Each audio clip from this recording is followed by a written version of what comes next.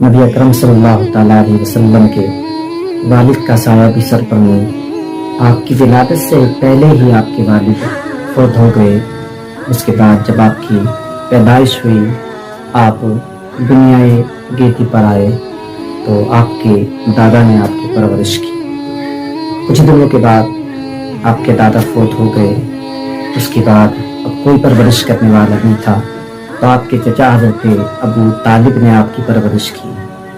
اور حضرت ابو طالب نبی سے کتنا پیار کرتے، کتنی محبت کرتے، کوئی اندازہ نہیں کر سکتا ہے، کوئی اندازہ نہیں لگا سکتا ہے کہ نبی سے حضرت ابو طالب کتنا پیار کرتے تھے۔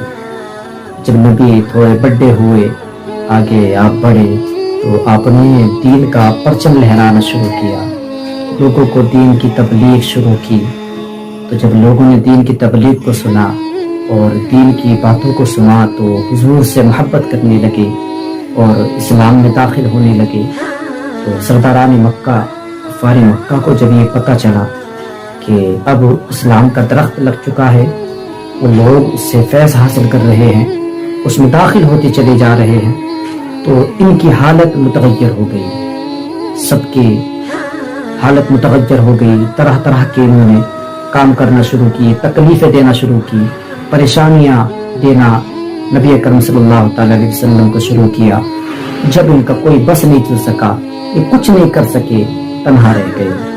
ابھی سوچنے لگے کیا کیا جائے، تو انہوں نے سب نے اتفاق کر کے حضرت ابو طالب کی بارگاہ میں آنے کے بعد کہنے لگے، آپ کے بھتیجے محمد ہمارے خلاف الزامات کی مہم جاری کر رکھی ہے، اور ہمارے معبودوں کو مذمت کرنا، ہمارے دین پر عیب لگانا، اور ہمارے بزرگوں کو گمراہ کہنا، اور ہمارے جو عقل مند ہیں ان کو بے وقوف کہنا، یہ ان کا روز کا طریقہ بن گیا ہے، وہ کہا کرتے ہیں۔ تو جب ہم یہ باتیں سنتے ہیں تو ہمارے دل پھٹ جاتے ہیں، ان سے برداشت نہیں ہوتا ہے۔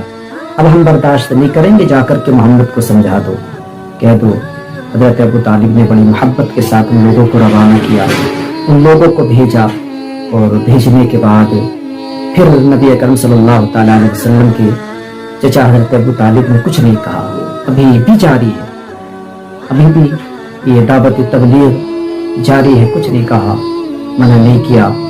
اس کے بعد جب پھر پرچم لہراتا گیا، لوگ اس سے فیضیاب ہونے لگے، اسلام میں داخل ہونے لگے، تو کفار مکہ کو پتہ چلا اب کیا کریں، اب تو اور زیادہ معاملہ بڑھتا جا رہا ہے، لوگ اور زیادہ محمد کی طرف کھنچتے چلے جا رہے ہیں، بڑے پریشان ہو گئے، اور پریشانی کی حالت میں پھر آئے، کہا اے ابو طالب، ہم نے تم سے کہا تھا، ابھی تک ہماری بات کا کوئی اثر نہیں ہوا، تمہارے بھتیجے محمد نے ابھی اس سے پیچھے ہٹنے کے لیے راضی نہیں ہے، ابھی تو وہ اور زیادہ اس پر اپنی آگ کو بھڑکائے ہوئے ہیں، لوگوں کو اپنی طرف کھینچ رہے ہیں۔ کہا اب ہم برداشت نہیں کریں گے، اپنے محمد کو سمجھا دینا، کہہ دینا کہ اب وہ بیٹھ جائیں، لوگوں کو گمراہ نہ کرے۔ گمراہ مانتے تھے کہ محمد لوگوں کو گمراہ کر کے اپنی طرف کھینچتا ہے۔ تو جب کہا اب برداشت نہیں کرے گا، اب ہم اگر تم نہیں سمجھاؤ گے تو تمہارا جھگڑا ہوگا، اب ہم جھگڑا کریں گے، تم بھی نقصان اٹھا سکتے ہو، ہم بھی نقصان اٹھا سکتے ہیں۔ کچھ نہیں، لوگ چلے گئے، جانے کے بعد آپ بڑے پریشان ہو گئے، سر پر ہاتھ رکھ کر کے بیٹھ گئے کہ اب کیا کیا جائے، اب تو میرے بھتیجے محمد کے یہ دشمن ہو گئے، اب تو یہ لڑنے کی بات کرتے، جنگ کی بات کرتے۔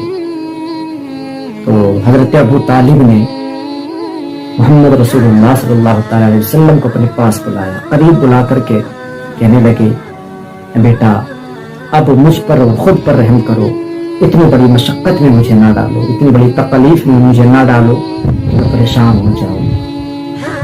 پوری بات سنائی۔ نبی اکرم صلی اللہ تعالیٰ علیہ وسلم نے کہا اے چچا، اگر وہ لوگ ایک ہاتھ پر میرے سورج رکھ دیں اور ایک ہاتھ پر میرے چاند رکھ دیں اور اس کے بعد کہیں کہ تم دین کا چرچا کرنا، توحید کا چرچا کرنا چھوڑ دیں، تو میں ہرگز ایسا نہ کروں گا، یا تو رب تعالیٰ مجھے غلبہ دے دے یا پھر میں اس میں مر جاؤں۔ یہ کہہ کر کے نبی اکرم صلی اللہ تعالیٰ अलैहि वसल्लम रोने लगे। आप की आंखों से आंसू जारी हुए तो आपके आंसुओं का आपके चचा पर इस कदर असर हुआ, इस कदर आंसुओं ने असर किया। हुजूर के करीब हुए, कहने लगे, ए मेरे लगते जिगर नूरे नसर, अब तुम जो करना चाहते हो करो, अब कोई रोक टोक नहीं है। जब तक मैं जिंदा हूं उस वक्त तक तुम पर कोई आंच नहीं आने दूंगा, तुम पर कोई तकलीफ नहीं आने दूंगा। अपनी जान पर खेल जाऊंगा लेकिन तुम पर कोई परेशानी नहीं आने दूंगा। तुम्हें जो करना है खुल कर करे, कोई परेशान होने की जरूरत नहीं है। हज़रत अबू तालिब कितना प्यार करते।